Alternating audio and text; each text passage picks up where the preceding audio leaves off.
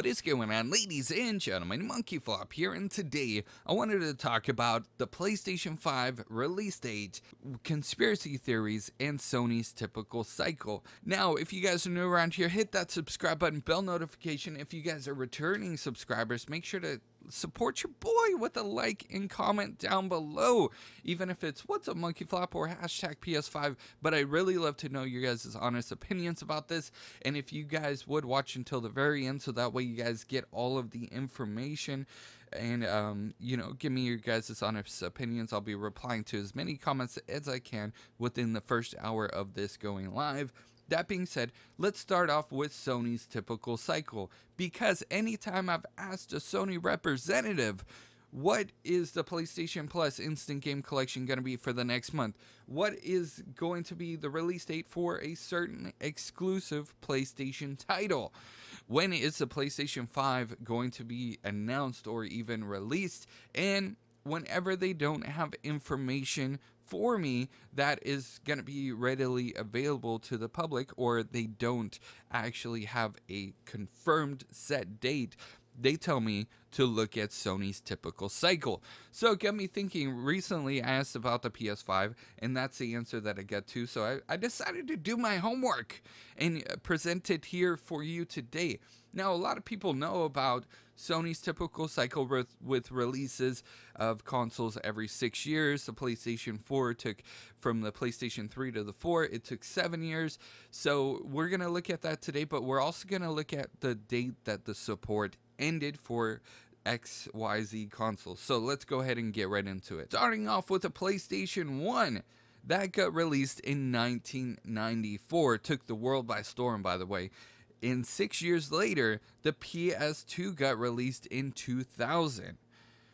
PS1's support ended in 2006. That is 6 years after the PS2 got released. And then the PlayStation 3 got released in 2006. If you guys look from when the date of the PlayStation 1 got released in 1994 to the date that PlayStation 1 support ended, that is a 12-year span, okay? You do have releases every 6 years, but we are also looking at the support end, and that is a 12-year span from the date the PlayStation 1 got released to the date they decided to bury the PS1. Now, the PS3 got released in 2006, and guess what? In 6 years, the PS2 support ended in 2012. And again, from the date that the PlayStation 2 got released in 2000 to 2012, that is a 12-year span.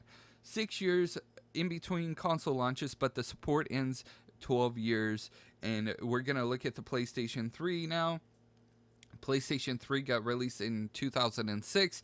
They're pretty much killing off the PlayStation 3, but they officially announced, I mean, they're still doing a little bit here and there, but they officially announced that they are going to be discontinuing PlayStation Plus in March 2019. Now, that is actually a little ways away. I mean, if we're looking at a 12-year span, it's extended a little bit more, because PS3, 2006, you know, PlayStation 4 got released in 2013.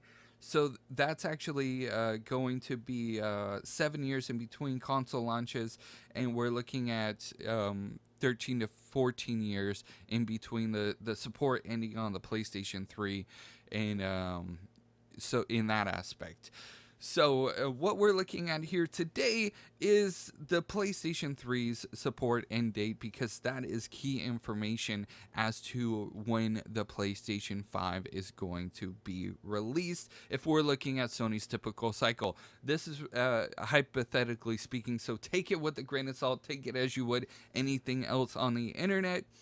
The PlayStation 3, I believe They are not going to completely end support because there's trophy support on there unless they completely take it offline and, you know, shut down the servers completely, shut off the PlayStation Network completely, and don't allow access to even upload trophy support. Then we're gonna see the end of PlayStation 3. But I don't know if that's gonna happen anytime soon, because a lot of people still use their PlayStation 3 for Netflix and different things like that, and because the age of technology has shifted a little bit more, and the PlayStation 3 is a lot more advanced than the PS1, the PS2. We're going to see the PlayStation 3 last even longer in that aspect. But as far as video games, I think the very end is going to be when they drop the PlayStation 3 from the PlayStation Plus Instant Game Collection, and that's in March 2019.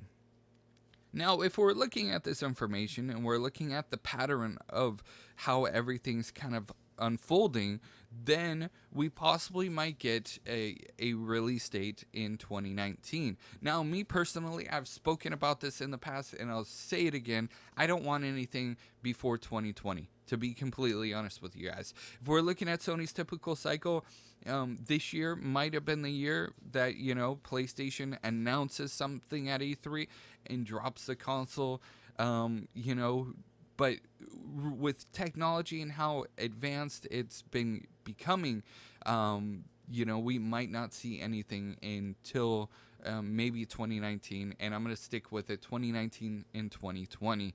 2020, I'd prefer a release date. My PlayStation Pro has a long life ahead of it, and well, we're not going to see the support ending anytime soon with the PlayStation 4, but still, I don't want a new console anytime soon. Love to know your guys' thoughts and opinions about that in the comments section below. I was looking through the dates, and I saw the common denominator of every 6 years, we get a release of a console, and then every 12 years, we get the support ending of a console. And then, of course, with the PlayStation 4, kind of threw everything off because it get released a year later than, you know, Sony's typical cycle. So we'll have to wait and see how all this information unfolds. Definitely, there's a lot of interest in a PlayStation 5. The world would freak out if a trailer dropped at E3 this year, but I don't believe that would be true. Now, in regards to conspiracy theories, there's been conspiracy theories for a long time that the government doesn't want to release technology to especially the U.S. They don't want to release technology to us too soon and too far in advance. As we can see, Japan's already very advanced with their technology. They had, you know, the iPhone watches a long time ago. They had cameras before we did on their cell phones. They had the front-facing cameras on the phones before we did. They had you know, the video chat before we did. They had webcams before we did. And Japan's a lot more advanced, and in the military they have a lot more advanced technology. But the conspiracy theory is that they want to release this technology in increments. The belief is that we are way far more advanced than what, you know, the public has access to today. What the public has access to today is nowhere near compared to what is actually out there and what is actually, you know, available. One, the conspiracy theory is that the government doesn't want you to have these devices because they are a little bit too advanced and they kind of ease you into them.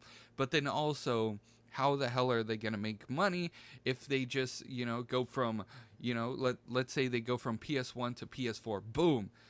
They are not going to make all the money that they would have made by releasing a PS1, PS2, PS3, PS4. You see that with the iPhones. Hell, they release an iPhone.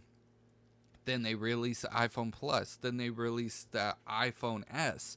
Then they release the iPhone S Plus. And each and every year, we get that cycle of different freaking cell phones and different technology being released, and it's a little bit more upgraded. It has a little bit more of this, it has a little bit more of that. So the conspiracy theories will continue rolling on, but I kind of wanted to cover that as well as today, because we're talking about how far technologies come and how long it takes in between, you know, the cycles of technology, especially with the PlayStation and Sony. Now, I know this video was kind of long, but I wanted to kind of cover everything and my thoughts on the PlayStation 5. So definitely let me know your guys' thoughts and opinions in the comments section below. If you do enjoy your boy bringing you guys the news, make sure to smash that like button as hard as you can. Drop an elbow on it. And until next time, you guys are freaking awesome.